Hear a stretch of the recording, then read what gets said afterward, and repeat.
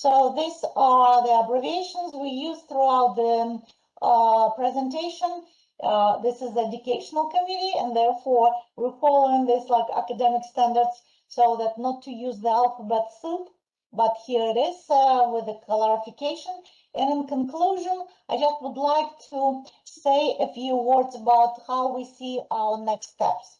Through these processes, through this project that you just saw, the 3 active projects, patient registration, child sex trafficking, and dental referral, we're refining our approach.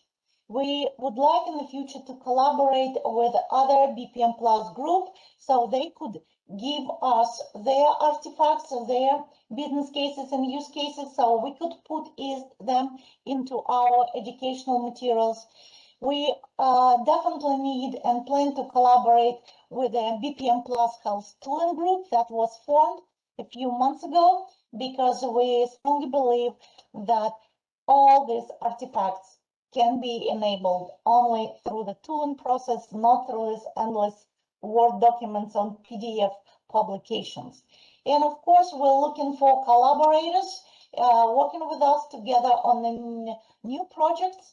We would like to recruit new members who would not only bring their new projects, but also may be interested to become the speakers on our behalf and help enable BPM Plus adoptions in their organizations.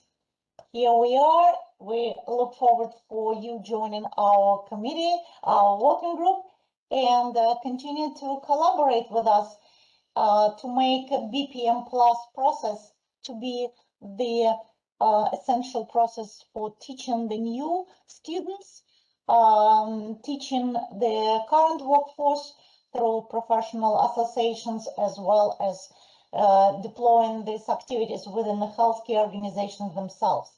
So I would like just to conclude our presentation here by thanking those who presented today with me, and we have 5 minutes for questions, if any. Let me just stop sharing my screen and see all of you, and ask for any questions, comments, or discussion points you would like to have in this remaining time.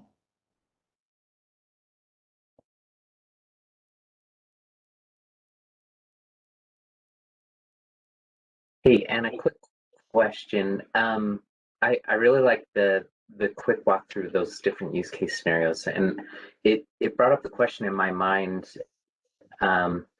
What do these models look like operationally, right? I mean, I can see where some of the automation can be tied to like data processes or IT processes automatically. How do you, I mean, is it just operationally you define those standards and ask someone to manage it and people to hold to it, or do you integrate the flow into the EMR, or is there another tool that would walk someone through the process as they admit, you know, someone to the ED and kind of go through this flow? Anyway, sorry, long-winded question. This is an excellent question, and I would like to come back to our presentation and specifically to that slide that Nicole was showing to us, because that's, to me, the most essential slide. We inherited this slide from the APE, and you would be surprised to see that this, in fact, is APE Patient Care Coordination Technical Framework, under which APE is been developing in Patient Care Coordination Committee the standards related to care management. How to operationalize our approach is that something that we hope could be achieved in collaboration with healthcare organization clinical documentation improvement program.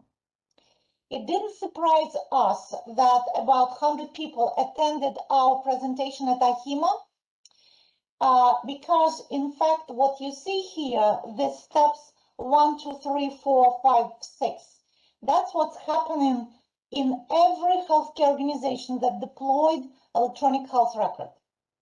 They don't use that particular terminologies. They don't know that they, in fact, are working on standards. They're just doing their job, translating best practices and clinical guidelines into the standard operational procedures or task list or checklist or clinical pathways, as clinicians will call them, to help their organization be in compliance with this clinical guidelines and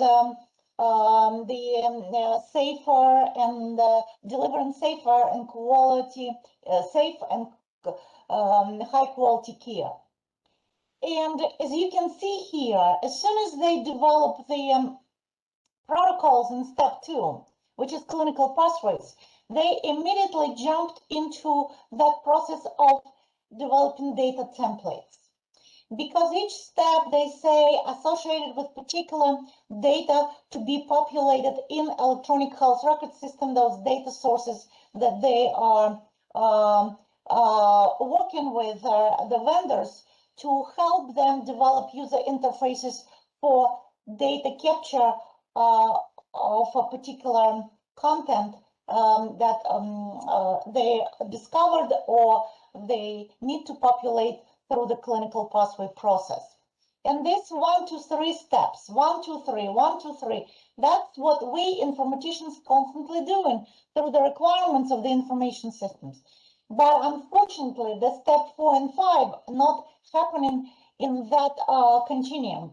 We just end with requirements or use cases development for standards, or maybe we can test standards through IHE connectathon or different connectathons conducted by HL7 for just data templates. But to operationalize this process, we really need a way how steps 1, 2, 3, 4, and 5 could become the continuum in which every organization could collaborate. And I hope that BPM Plus could be the place where that process could be enabled through the tooling. Would like to stop here and see if my colleagues have anything to add to that. Yes, I just want to add that once the workflow is represented, as Anna mentioned, in BPMN, then we mentioned that it's actually computable. What we mean by that is that its instantiation of what was represented in BPMN can become a real workflow, and that workflow can be implemented on any device or any group of devices throughout the organization or throughout the emergency room. So essentially, that's how we get below the technology line. Essentially, by representing all of this in a standard, we're able to then essentially instantiate that where other devices and other software tools can present some sort of user interface to the people who are using it. Awesome, thank you. You're welcome. We're at the end of our time, and what I would like just to add to what just Mike said, we may see a phenomenal approach here, because what you see on this picture, 1, 2, 3, 1, 2, 3, 1, 2, 3, that's how we developing standards at HL7. That's how we developing standards at IHE.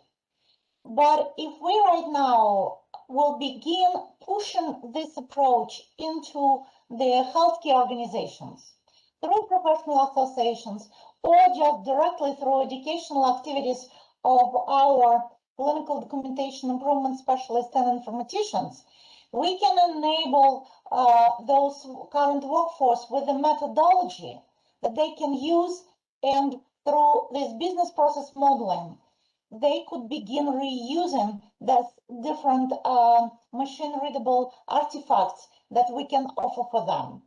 I actually look forward for further discussion to see if we are on the right track and could we actually make this all happen. Join us, please, and thank you so much for your time and attention.